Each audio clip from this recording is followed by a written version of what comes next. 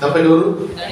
ధనికుడు చనిపోతే ఇన్ని సుగంధ పరిమళ ద్రవ్యములు రాసి ఆయన్ని సిద్ధపరిచి ఆయన్ని ఎంతమంది అంటే ఆయనకి తెలిసిన ప్రతి ధనికుడు ఈయన శవాన్ని ఎలా తీసుకెళ్ళారట ఒక రేంజ్ లో, అంటే లోకమంతా చెప్పుకున్నట్టు తీసుకెళ్ళారు. స్తోత్రం కలుగును గాక.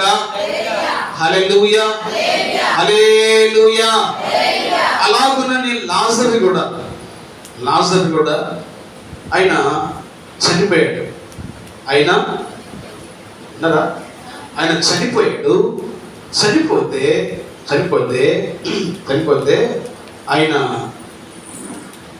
ఆయన కోసం ధనికుణ్ణేమో సుగంధ పరిమళ ద్రవ్యములు రాసి భూలోకములో చెప్పుకునేంతగా అలా ఆయన తీసుకున్నారండి. అసలు ఎంత గొప్ప తెలుసా కదా. అప్పుడప్పుడు మన పిల్లలు అంటారు, నేను పువ్వుల్లో పెట్టి చూసుకుంటానే అంటారు. ఎవరు పెడతారు పువ్వుల్లో? ఎవరు పెడతారు పువ్వులు ఎప్పుడు పెడతారు చెప్పండి? చచ్చిపోయిన తర్వాత అక్కడ బస్తా పువ్వుల నుంచి పైన అంటారు అంతే. మధ్య కూడా ఎవరు చూడటం? దేవుని స్తోత్రం. హల్లెలూయా హల్లెలూయా హల్లెలూయా. కానీ ఈయన చనిపోతే అలా తీసుకెళ్ళారు. కానీ లాజరు చచ్చిపోయినప్పుడు పరలోకము తెరవబడి ఇద్దరు దేవతలు భూమి దిగి వచ్చారు. కొట్టుకెళ్ళి చప్పట్లు వస్తుంది. హల్లెలూయా హల్లెలూయా. 22వ వచనం. ఆ దరిద్రుడు చనిపోయి దేవదూతల చేత ఎక్కడ తీసుకెళ్ళాడు ఆయన్ని? ఎవరు వచ్చారు ఆయన కోసం? చెప్పాలి. పరలోకము తెరవబడి పరిశుద్ధ సన్నిధుల నుండి, దేవదూతల సన్నిధుల నుండి దేవాతి దేవుడు ఈ దరిద్రుడు చనిపోతే ఈయన ఆత్మను కొనిపోవడం కోసం పరలోకములో నుండి ఇద్దరు దేవతలను పంపించిందో, నా కుమారుడైన లాజరు ఉన్నాడే,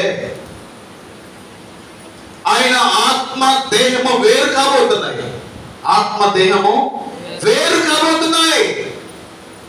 మీరు వెళ్ళి ఆ ఆత్మను చక్కగా నా సన్నిధికి దేవదూతలకు దేవుడు ఆజ్ఞయించాడు. ఏమని? నా కుమారుడైనటువంటి లాజరు ఉన్నాడు, దరిద్రంగా ఉన్నాడు. ఆయనకి కొంచెం సేపట్లో ఇక దేహము ఆత్మ వేరు కాబోతున్నాయి.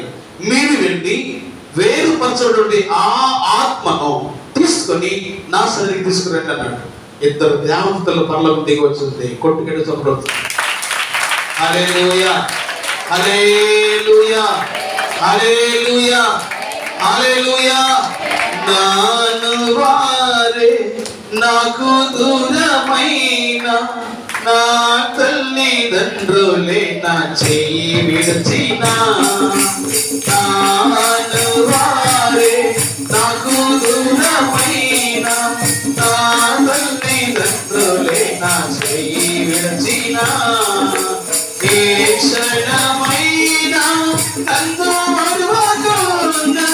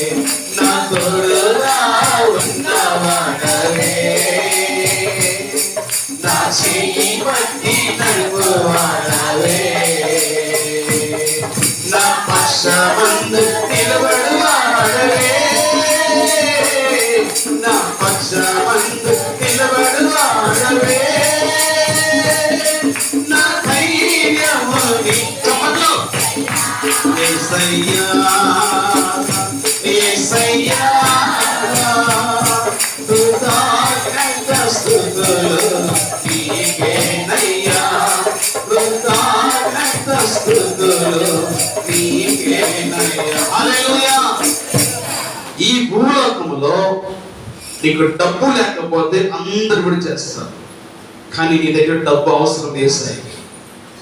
ఏసైకి దగ్గర డబ్బులు అవసరం లేదు, నీకు మంచి మనసు తెస్తారు. దేవునికి స్తోత్రం కలుగును. హల్లెలూయా, హల్లెలూయా, హల్లెలూయా. చూడండి, ఈ పేదవాడు, ఈ దరిద్రుడు, ఈ పనికిరానోడు, ఎవడో తిని బయట పడేస్తే మొక్కలు తిని బతికినోడు, కుక్కలతో సహవాసం చేసినోడు, కురుకున్నవాడు, గచ్చిపోకున్నవాడు, సీలు కారుతున్నవాడు, రక్తం కారుతున్నవాడు, వాసన వచ్చినవాడు ఈ భూలోకము చచ్చిపోతే పరలోకము తెరవబడి 2 దేవదూతలు ఆయన కోసం వచ్చారు. హలో, నీ కోసం రావాల్సింది కదా కదా నీ కోసం రావాల్సింది మరణ దూతలు కాదు, దేవదూతలు రావాలి. కొట్టుకెళ్ళి చెప్పడం వస్తాను యేసు నామములో. హల్లెలూయా, హల్లెలూయా, హల్లెలూయా. భవిష్యత్తులో నువ్వు ముసల్దాను కావచ్చు, ముసలుడు కావచ్చు, లేకపోతే డబ్బు ఉండొచ్చు, డబ్బు లేకపోవచ్చు, ఏది ఏమైనా సరే మన కాలయాపన ముగిసేటప్పుడు మన కోసం దేవదూత దిగి రావాలండి. ఇక్కడున్న వృద్ధులకు చెప్పేది సత్యం, మీరు భౌతికమైన వాటి మీద మనస్సు పెట్టక, నా కాళ్ళ పెట్టలేదు, నా కూతురు పెట్టలేదు, ఎవడ పెట్టబోతే నీకు గొడవ పెట్ట తిని బతకవచ్చుగా. తిను, నీ కోసం దేవుడు సిద్ధపరిచాడు. ఎవడో కదా నీ కడుపు నింపడం సిద్ధపరిచాడు.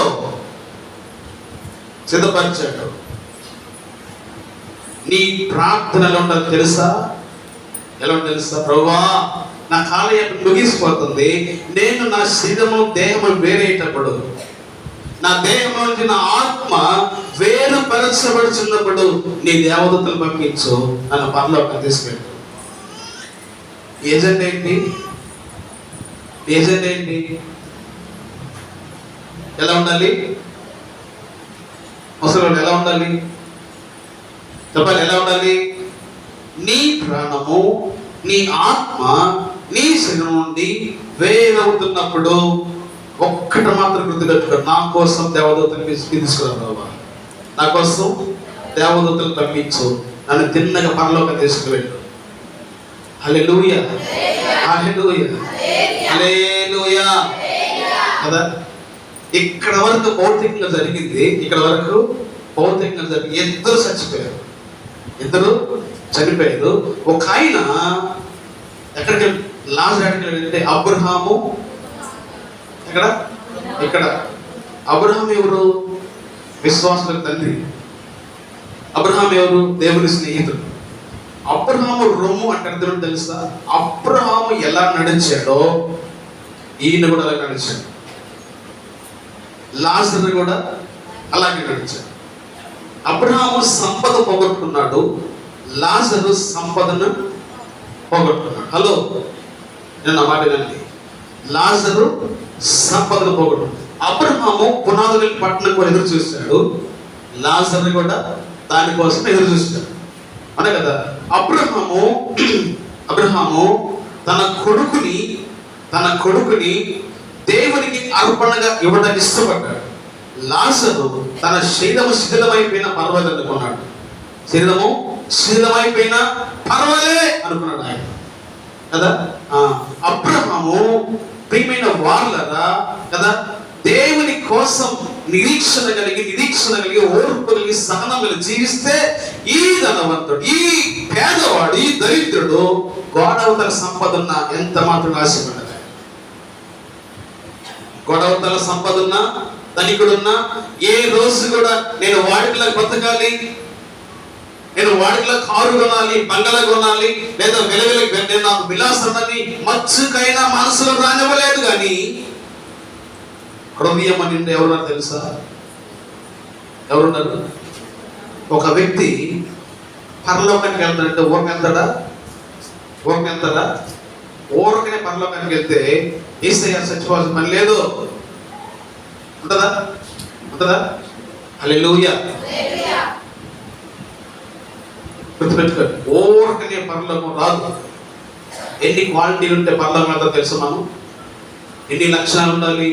పరిశుద్ధత, పవిత్రత, నీతి, యథార్థత, రక్షణ కదా, బల్లారాధన, ఇవన్నీ క్రమపాలన జరిగిస్తేనే పరలోకానికి మనం వెళ్తాం. హల్లెలూయా, హల్లెలూయా. ఒక్కసారి ఈ మాటలు విన్నటువంటి స్త్రీ పురుషుల సహోదరి సహోదరుడు, నీ మనస్సు నేను ఇహలోక ఆశ్చర్యానికి వెళ్ళిపోతే దయచేసి దయచేసి వెనక రాలి. నీకు కలిగిన దాంతో తృప్తిగా బ్రతుకు. యేసయ్య కోసం బ్రతుకు. ఎవరి కోసం? యేసయ్య కోసం బ్రతుకు.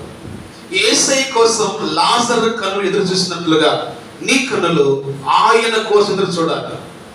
యేసయ్య కోసం లాజరు శ్రమలు అనుభవించినట్లుగా ఈ భూలోకంలో నీకు పేరు లేకపోవచ్చు, ప్రఖ్యాతి లేకపోవచ్చు, మనకి ఏం అవసరం లేదు. ఏమీ అవసరం లేదు. అవసరం లేదు. ఏమి లేకపోయినా యేసయ్య నీతో ఉంటే చాలు. ఏం అవసరం లేదు. మన శరీరాలకు ఏం అవసరం లేదు. తినడానికి 3 పూటలు 3 ముద్దలు కదా, ఉండడానికి గుడారం, కట్టుకోవడానికి పట్ట. తృప్తి కలిగిన వారిని ప్రభుని మీరు ఆరాధించుదురుగాక. ఆమేన్, ఆమేన్, ఆమేన్ కదా. ఎప్పుడు కూడా మీరు గుర్తుపెట్టుకోండి. లాజరు అని చెప్పేది ఏంటంటే, మరే వాడు గోడవంతల సంపదతో ఉన్నాడు. నేను ఏ రోజు కూడా వాడు సంపాదన చూడలేదు. ఏ రోజు వాడు సంపాదనగా నేను చూడలే. అది మనం చూడు, రోజు ప్రార్థనకి వెళ్తున్నాం. దేవుడు ఒక కార్యమైనా చేయలే. అల్లుడు పక్క టాబ్లెట్ కట్టుకున్నాడు. హలో, ఆయనకి పరలోకి వచ్చే రాతంతో నాకు తెలియదు. నీకు మాత్రం దేవుడు పరలోకి సిద్ధపరిచాడు. నీకు భౌతికం కావాలా, పరలోకం కావాలా? చెప్పండి. ఇక్కడ బంగారంతో కడతావా? నీ వల్ల అవుతుందా? ముక్కు బ్యాసం కొనుక్కోవడానికి తెక్కలేదు. ఈ మధ్య అమౌంట్ వచ్చింది కదా, ఏమోటి అందరూ ఆ ఒళ్ళోకి వెళ్తున్నారు. ఆ ఒళ్ళో నుంచి ఈ ఒళ్ళు నాన్న ఒళ్ళోకి రావాలంటే ఏ గజుడు ఎట్లా ఉండదో, అమ్మ ఒళ్ళో నుంచి నాన్న ఒళ్ళోకి రావాలంటే గొప్ప తెప్పలు పెట్టి 3 చదువులు తాగించి 3 రోజులు 4 రోజులు దగ్గర పెట్టుకుంటారు డబ్బులు తెచ్చి కదా. ఇట్లాంటి బైబిల్లో పెట్టి సిగిపోయిన బైబిల్లో ఉన్నాయా దేవా తీసి మొదలెసుకోడు, తీసి తీసి తీసి తీసి తీసి ఈ బైబిల్ అంతా తరిగిపోతుంది. కానీ ఇస్తారా ఆయనకి డబ్బులు? ఇస్తారా? అది అమ్మఒడి అంటే అదే. ఈ సంగతి ఆయన తెలుసు పాపం. అంటే ఈదైన సంగతి ఆయన తెలుసు.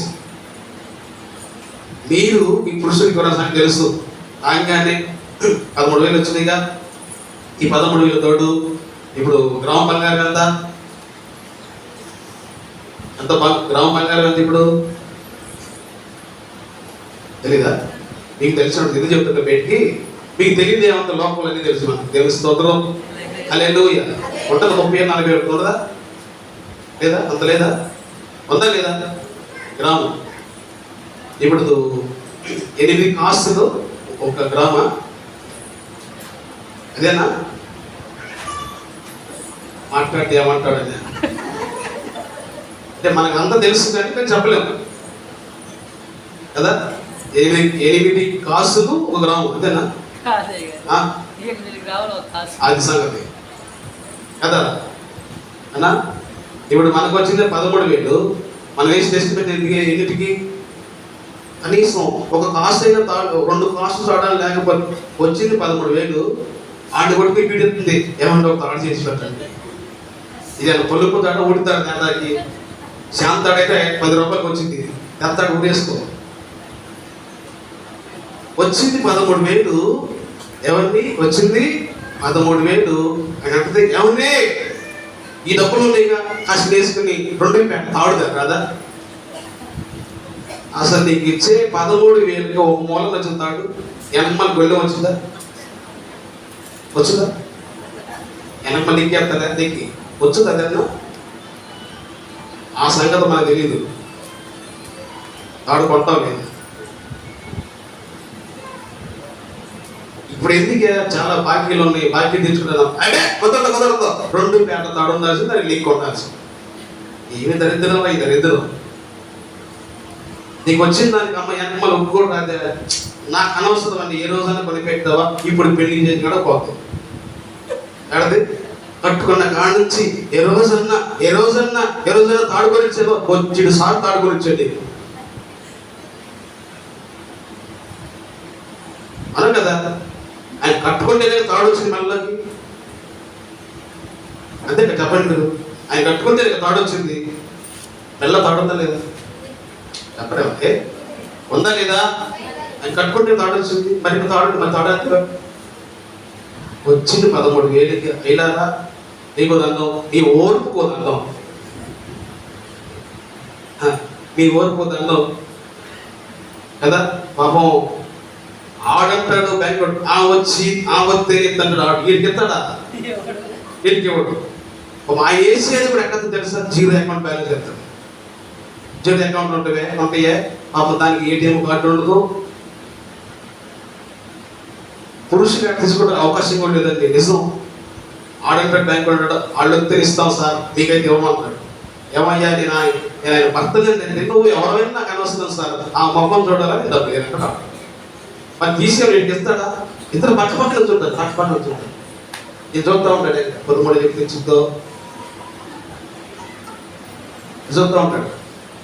కానీ హాడు వీడు చేయి పెట్టిన ఈ చేతికి ఇవ్వడం, ఎవరు చేతికి వెళ్తారు?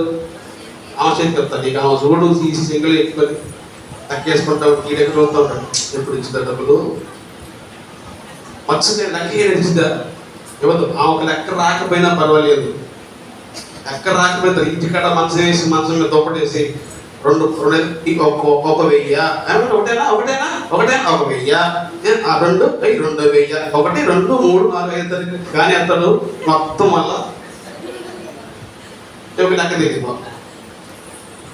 ఎట్టయినా సరే ఇవన్నిటిని వేసి డబ్బులు పెట్టేసి ఇక దొరుకుతారు చూడు. మొత్తం ఏడబెడితే ఎడచుకుని పోతారు అని దోపి ఇప్పుడు జరుగుతుంది అదే.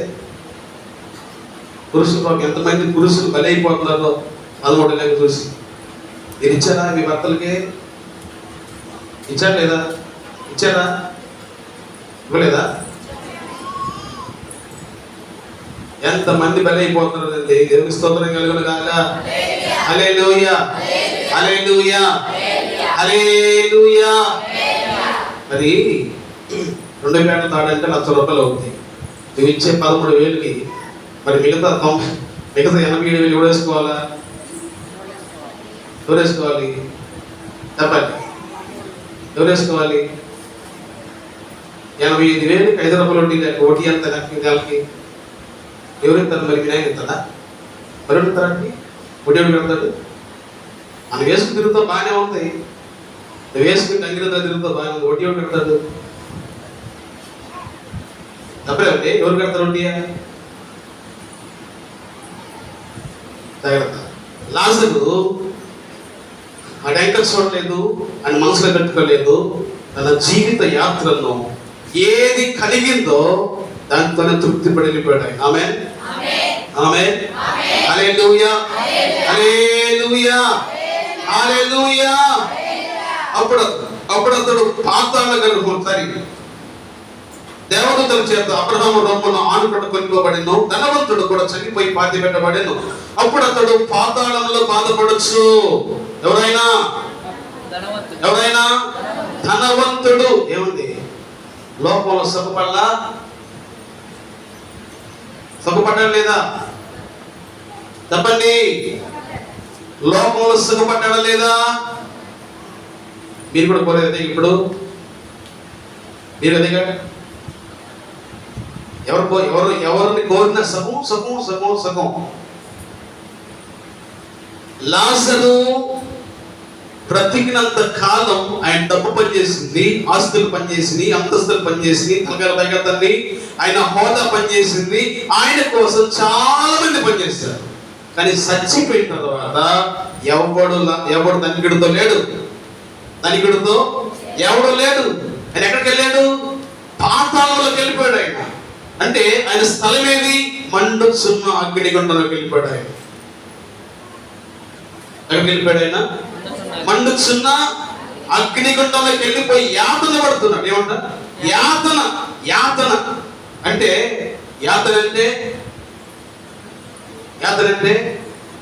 చెప్పండి. యాతన అంటే భర్త కొట్టేది యాతన కాదు, లేదా మాటికి శోధిస్తుంటే, భార్య శోధిస్తుంటే యాతన కాదు. ఆ స్థలంలోకి వెళ్ళిన వాడికి ఎప్పుడు మనశ్శాంతి ఉండదు. మండుచున్న అగ్నిగుండం. అది మండుచున్న అగ్నిగుండం. అక్కడ ఎప్పుడు ఆరిపోదు, ఎప్పుడు కూడా దానికి సేద తీర్చుకోవడం తెలియదు. వచ్చిన ప్రతి ఒక్కరిని మంటలేసి తగలబెట్టడానికి తెలుసు. మరి దాంట్లో పడ్డవాడు చచ్చిపోతాడా అంటే చచ్చిపోడు. నిత్యము బ్రతికే ఉంటాడు, నిత్యము యాతన పడుతూ ఉంటాడు, నిత్యము యాతన పడుతూ ఉంటాడు. భయంకరమైనటువంటి పరిస్థితులు, భయంకర పరిస్థితులు. దేవునికి స్తోత్రం కలుగును గాక. హల్లెలూయా, హల్లెలూయా, హల్లెలూయా, హల్లెలూయా. ఈ లోకంలో యేసు ప్రభువును నమ్ముకునే పిల్లలు, దేవుని రక్తము చేత కడగబడిన బిడ్డలు భౌతికమైన వాటి మీద మనసు పెడితే భగవంతుని మీద నీకు మనసు లేదు. వెండి మీద, బంగారాల మీద, ఈ లోకపు ఆచారాల మీద నమ్మకం పెడితే దేవుని మీద నీకు విశ్వాసం లేదు. విశ్వాసం లేకపోతే వెళ్ళేది అక్కడికి, వెళ్ళేది అదే స్థలానికి. హల్లెలూయా, హల్లెలూయా, హల్లెలూయా. విశ్వాసం లేకపోతే వెళ్ళేది అక్కడికి, యేసయ్య నమ్మకపోతే వెళ్ళేది అక్కడికి. చావుందా మనకి? చావుందా? నేను చనిపోయిన తర్వాత ఎక్కడున్నాడు ఆయన? చదువు మాట్లాడదు. కానీ అప్పుడు అతడు 23 వచ్చింది. అప్పుడు అతడు పాతాళంలో బాధపడచ్చు. కళ్ళెత్తి దూరం నుండి అబ్రహాము రొమ్మును అతని రొమ్మును ఆనుకొని లాజరును. కళ్ళు పనిచేస్తాయా కదా? కళ్ళు పనిచేస్తాయా? కళ్ళు, మీ కళ్ళు కాదు, ధనవంతుడి కళ్ళు పనిచేస్తాయా? హలో, చెప్పేది నండి. ఆయన ఒక పక్క ఏం చేస్తున్నాడు? ఆయన యాతన పడుతున్నాడు. శరీరం కాలిపోతా ఉంది, శరీరం కాలుతూ ఉంది, పక్కగా మండుతూ ఉంది శరీరం కదా. ఆయన కళ్ళు పనిచేస్తుంది, ఆయన కళ్ళు పనిచేస్తుంది. మనకేం లేదని చావు లేదు, ఆత్మకు చావు లేదు. ఆత్మకి చచ్చిపోవడం అనేది తెలియదు, దానికి చావు అనేది లేదు. ఎందుకు తెలుసా? దేవుడు పెట్టిన ఆత్మని, దేవుడు ఒక వ్యక్తికి ఆత్మను పెడితే అది చచ్చిపోవాలని పెట్టడు, కానీ అది నిత్యము బ్రతికుండాలని పెట్టే దేవుడు ఆయన. ఆమేన్. కానీ ఈయన బ్రతికే స్థలం ఎక్కడంటే పాతాళ గర్భము. అక్కడ అగ్ని, ఒళ్ళు కాలిపోతా ఉంది. కళ్ళతో ఎవరు తెలుసా? ఎవరు చూస్తున్నాడు? ఆయన అబ్రహాము రొమ్మున ఆనుకున్న పేదలందరూ చూస్తూ ఉన్నాడు. దరిద్రుడున్నాడే, ఆయన అబ్రహాము రొమ్మున సేద నిద్రపోతూ ఉన్నాడు. ఇక్కడ పాతాళంలో బాధపడినటువంటి ఈ యొక్క కదా ధనికుడు ఎవరు చూస్తున్నాడండి? కళ్ళు పనిచేస్తున్నాయి. నువ్వు అనుకుంటున్నావు ఈ యాత్ర ముగించిన ఎవరు చూస్తాడు లేదే అనుకుంటున్నారా? యాత్ర ముగించిన తర్వాత కూడా చూస్తావు, ముగించిన తర్వాత కూడా చూస్తావు కదా. 3 ఆయన మాట్లాడుతున్నాడు. ఆయన తలకాయలకు పైకెత్తాను సరే, ఆయన ఏం చేస్తున్నాడు? మాట్లాడుతున్నాడు. ఎవరు పిలుస్తున్నాడు? ఆయన తండ్రి అయిన అబ్రహామా అంటే తండ్రి అయిన అబ్రహాం తెలుసా? తెలీదా? అబ్రహాం తెలియకపోతే దేవుని అడుగుతాను, వేరే గారు నాకు తెలుసు, తెలిస్తే కేకేస్తాను. ఏమన్నా వేరే గారు అంట, తెలియకపోతే నేను కేకేస్తాను. అబ్రహాం ఆయనకు తెలుసు. అబ్రహాం ఎక్కడుంటాడు? ధర్మశాస్త్రం ఉంటాడు ఆయన. అబ్రహాం ఆయనకు తెలుసు, బైబుల్ ఆయనకు తెలుసు. అబ్రహాం అంటే ఎవరైనా తెలుసు. నీకు కూడా తెలుసు అబ్రహాం అంటే, నీకు కూడా తెలుసు. ఇక్కడున్న వాడు ఎవరికైనా తెలియదా? బైబుల్ తెలుసా? తెలీదా? అబ్రహాం అంటే తెలియని వాడు ఎవడు కూడా లేడు. స్తోత్రం కలుగును గాక. హల్లెలూయా, హల్లెలూయా. ఎవరు పిలుస్తాడు? ఆయన కళ్ళు పనిచేస్తుంది. హలో, కళ్ళు పనిచేస్తుంది, శరీరం కాలుతుంది. అర్థమవుతుందా? కళ్ళు పనిచేస్తుంది, శరీరం కాలుతూ ఉంది, నోరు మాట్లాడుతూ ఉంది, తండ్రి అయిన అబ్రహామా, నా యందు కనికరపడి ఏమన్నాడు? ఆయన మాట్లాడతా లేదా? ఆయన కోరుకునేది ఏంటి? ఆయన ఏం కోరుతున్నాడు? భూలోకంలో ఉండగా ఆయన శుద్ధ జలము తాగేవాడేమో, కాస్ట్లీ వాటర్ బాటిల్ తాగేవాడేమో. కానీ నరకంలోకి వెళ్ళిన తర్వాత నా యందు కనికరపడి, ఇదిగో 7 గోరు ముంచి నీళ్ళల్లో ముంచి నా నాలుక మీద వేస్తే నేను బ్రతుకుతానయ్యా అన్నాడు. నీటి చుక్క కోసం అలమటిస్తున్నాడు ఆయన. నీటి బొట్టు కోసం, నీటి బొట్టు కోసం ధనికుడు నరకంలో కదా అలవటిస్తున్నాడు. మై ఫ్రెండ్స్, నువ్వు ఆ స్థలానికి వెళ్ళకుండా ఉన్నాను, నువ్వు ఆ స్థలానికి వెళ్ళకుండా ఉందురుగాక.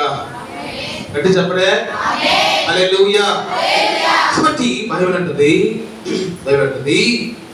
కదా, నీళ్ళలో ముంచి నా నాలుకను చల్లార్చుటకు లాజరును పంపుము, నేను ఈ అగ్ని జ్వాలల్లో యాతన పడుచున్నానని కేకలు వేసి చెప్పాను.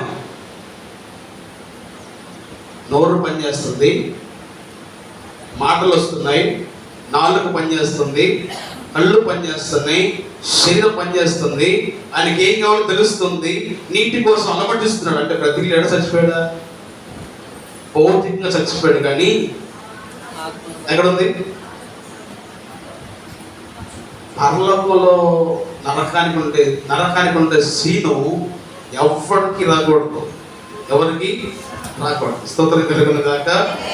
హల్లెలూయా, హల్లెలూయా. కేకలు వేసి చెప్పాను. అందుకు అబ్రహాము, కుమారుడా, నీవు నీ జీవిత కాలమందు నీకు ఇష్టమైనట్టుగా సుఖం అనుభవించావు. నీకు ఇష్టమైనట్లుగా ఎలాగట? నీకు ఇష్టమైనట్లుగా సుఖాన్ని అనుభవించావు.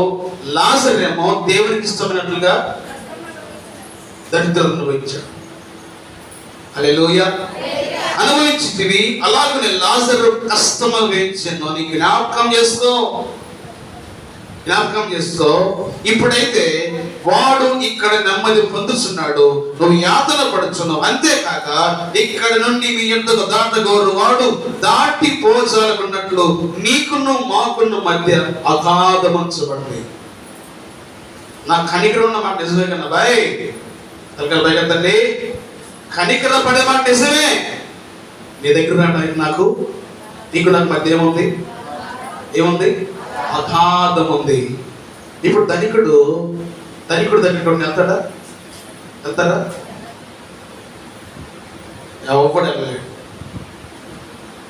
ఎవరు వెళ్ళలేడు. అబ్రహాము దీన మనసు కలిగిన వాడు. ఆయన అడిగాడు, ఒక్క చుక్క గోటితో ముంచిపోయివయ్యా అంటే, హలో, అక్కడ నువ్వు సుఖపడ్డావు, ఇక్కడేమో కష్టపడుతున్నావు.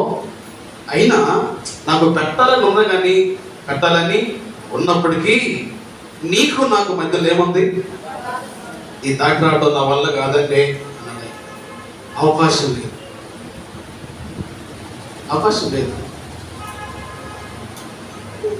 కదా, అవకాశం లేదు. చాలా మందికి సువార్త చెబుతుంటే మారు మనసు పొందండి, నిత్య జీవానికి వెళ్ళండి, ఏసే దగ్గరికి వెళ్ళండి, నడవాలంటే ఇప్పుడు ఈ వయసులోనా? ఇంకా నాకు చాలా వయసు ఉంది. ఎవరి కాలం ఎప్పుడు ఎక్కడ ముగుస్తుంది ఎవరికి తెలియదు. హలో, రక్షణ లేకుండా పోతే జరిగే సన్నివేశం ఇవే దాటిపోసాలకున్నట్లు మాకు నీకు మధ్య మహాగద ఉంచబడినది చెప్పాను. అప్పుడు అతడు, తండ్రి, ఎవరు పిలుస్తున్నాడు? అబ్రహాము. తండ్రి, అలాగైతే నాకు 5 సహోదరులు ఉన్నారు. ఎంతమంది సహోదరుడా?